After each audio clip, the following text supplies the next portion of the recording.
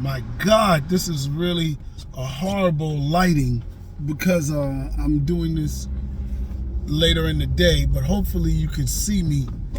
It's not really important that you see me. Listen to me. That's all that's important, right? So this is Jeff Carroll, Sci-Fi Express Lane, The Woman King reaction. All right? Oh, yeah, baby. So I made some historical research. I did some historical research before I went to see this film because I had already heard of the Dahomey people, and I knew that there was something about them that I didn't want to know any more about them, right? And that was because they were one of the biggest tribes of Africans that were caught up in the slave trade. And when I heard that, Viola Davis, an actor or actress that I like, was playing a Dahomean woman, I was like, wow, right? There's a lot to unpack in this video, and I am not going to attempt to cover it halfway. A fraction of it will be covered in this video in terms of my reaction. Basically because I believe this movie is more groundbreaking, I don't know if to say groundbreaking, impactful than the movie Black Panther. And I think the movie Black Panther is damn near as impactful as the white movie Birth of a Nation. You know, we're talking about something socially impactful. And I think The Woman King can do that. Now, no movie can do anything if people don't see it. So this is Saturday, the second day of its release. So we will see. But I'm telling you, this movie is more impactful than Black Panther. I loved Avatar, and I saw that about 3 or 4 times in the theater. And I saw Black Panther about 8. I saw Get Out maybe twice, right?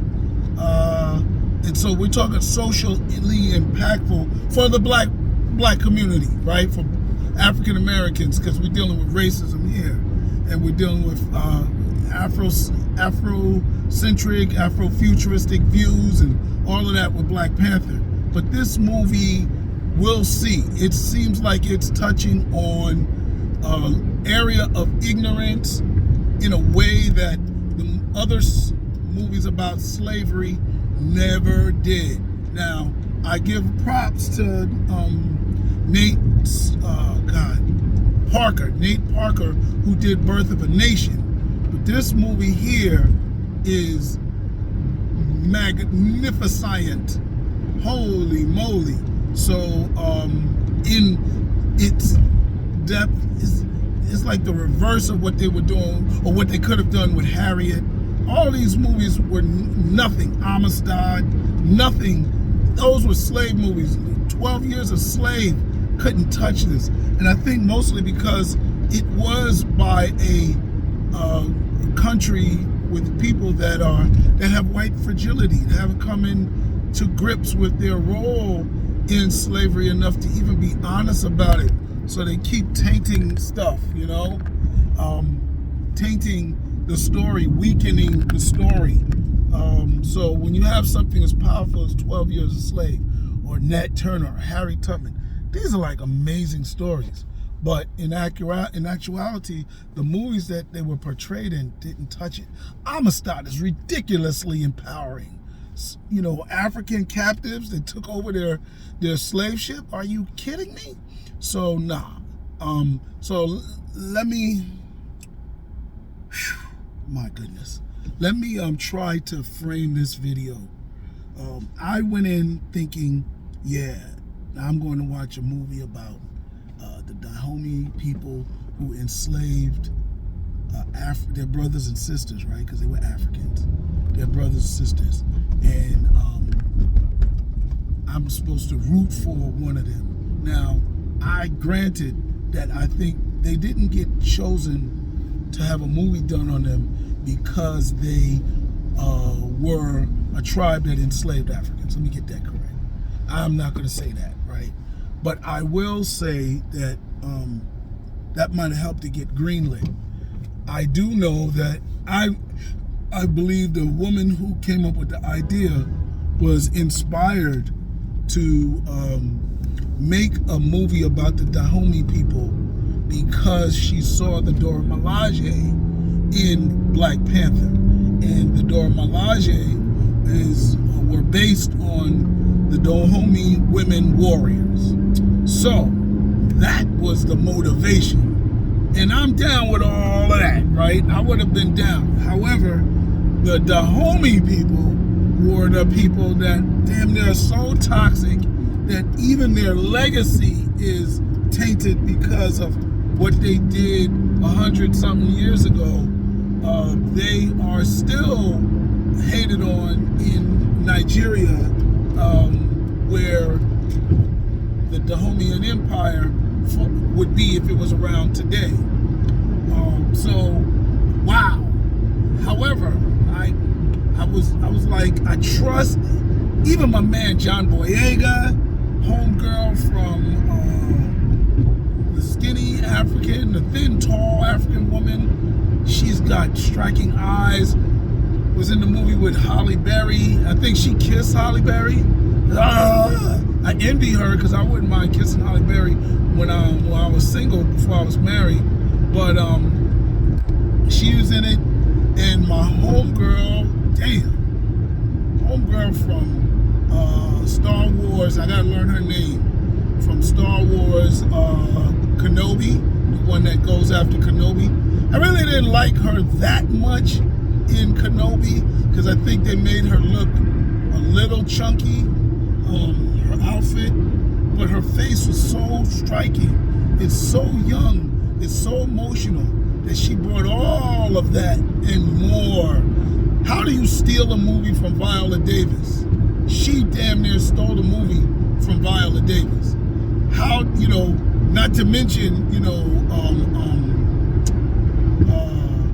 the little girl in the movie, she almost stole it. So Viola had her moments of Viola Davisness, the Oscar winning.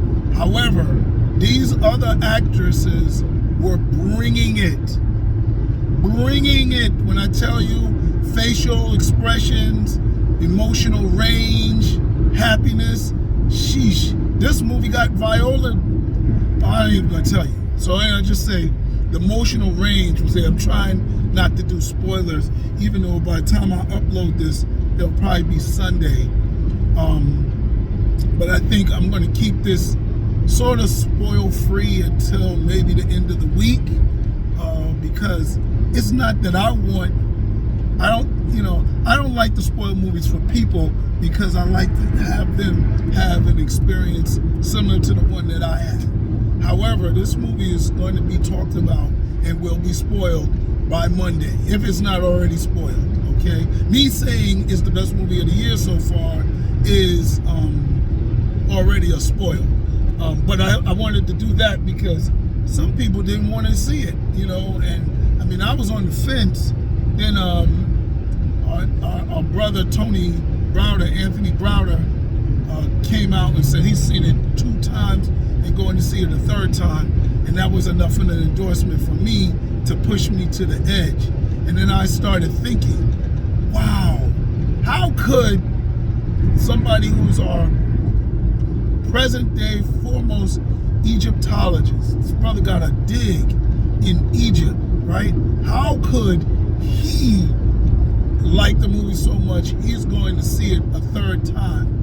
How could that happen? If this group is a group of Africans that traded their war captives to the Europeans, wow, how could that happen? So to me, regardless of whether they, because the movie is going to answer a lot of these questions.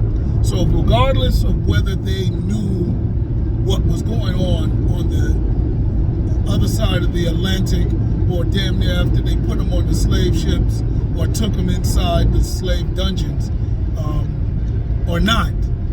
They knew they wasn't doing something good, right? And they knew it was harsh, right? These are war captives that they held in a harsh situation. The things that the Dahomey people are said to have done are very harsh. Now, I say said to have done is because I'm not going to believe the white historians' word for it.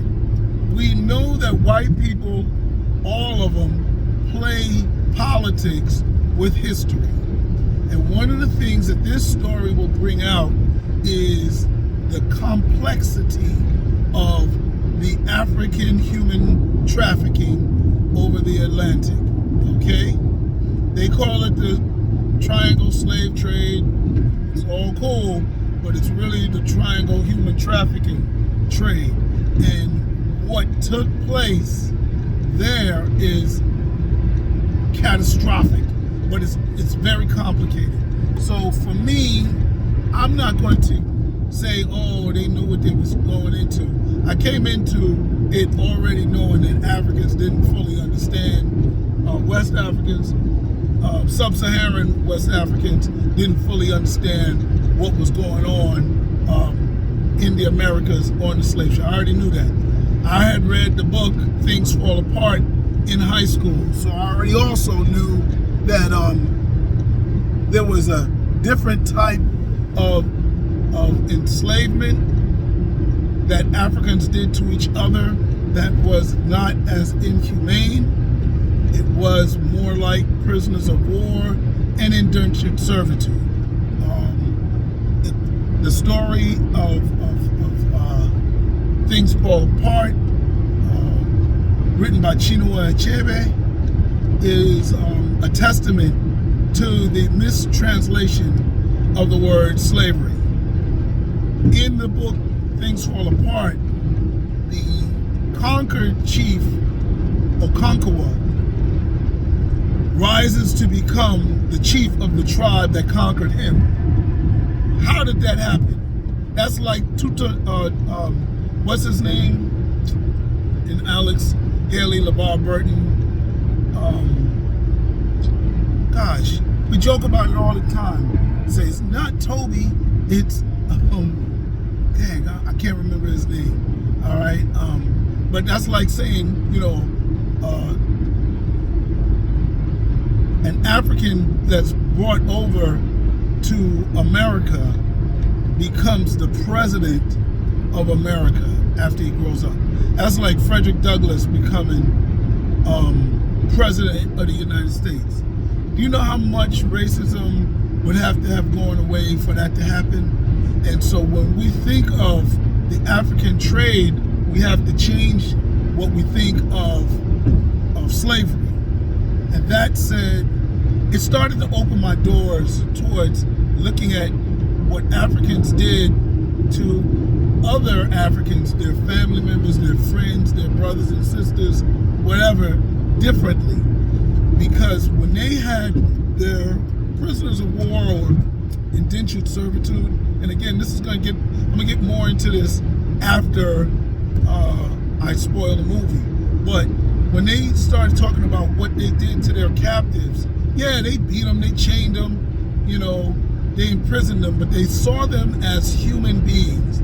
They saw them as equals to them. And so for me, now that gets, how can I see that, right? So I have friends that are, that Frank Lucas, the big drug dealer, is their uncle, right? And they could be considered out of a drug dealing tribe of African Americans that sold poison and death to their own people. That's what drug dealers stand for. Now, just like any Dahomian, they took care of their family and their friends very nicely, right? Drug dealers and their family do not get hated on. They don't get ostracized. We don't ask them for reparations. We understand that the system of America has corrupted us. And we understand that African Americans that dealt drugs to each other were corrupted by greed and they were trying to survive. And if I can see that, I'm just telling you how I went into the movie. That's how I approached the Dahomian people. I said, damn, I'm gonna look at them like my brothers that I went to high school with that dealt drugs, and I'm still sort of cool with them. I didn't like what they did because I have cousins and family and friends that died off of drugs. Now, the argument with drugs is that nobody made them take them. And I argue that, yeah, they pushed it on them. That's why they used to call drug dealers pushers. Now, individuals did not get to be pushers sometimes. They were drawn to it, but still the system in America, many of them had mental illness, untreated mental illness, problems, demons, all that made it right. I'm not making excuses for it. Yes, they did do it, but the other drug dealer didn't have to sell it to them. You know, there's a lot of us that grew up around enough drugs to become drug dealers, and we didn't, right? The most I ever sold was marijuana, and that's legal now, and that's all I ever smoked. That's all I even ever saw. I don't even think I ever saw crack. I never saw cocaine. It was cocaine. I never tasted it to know if it was, and nobody ever did it in front of me. However, if I wanted it, if I asked around, if I wanted a job in it, I could have easily gotten a job because I knew drug dealers, you know, families and friends, close friends, right? So anyway, that's how I approached this movie, and that helped me open my mind to be able to do what I thought I wouldn't be able to do, which was tolerate the movie. So my next video, I'm going to get into more about the movie, some of the themes in the movie, but I wanted to do a video on my mindset going in, because I did not believe I was going to go see the movie after I started learning more about the Dahomian people. So that's that. Talk to you later. Sci-Fi Express Lane, Jeff Carroll, science fiction writer. Share, comment, and subscribe. All right, peace.